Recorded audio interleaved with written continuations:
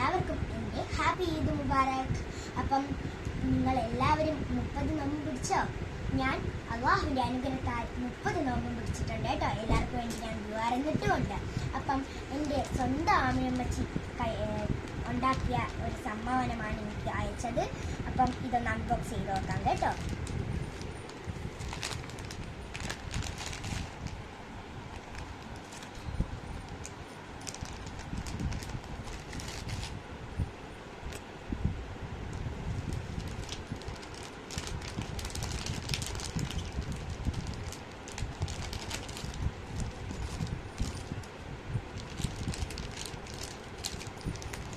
അങ്ങനെ ഒരു ബോയും ഒരു കമ്മലും ബ്രേസ്ലെറ്റും മാലയും എനിക്ക് വാങ്ങിച്ചു തന്ന്.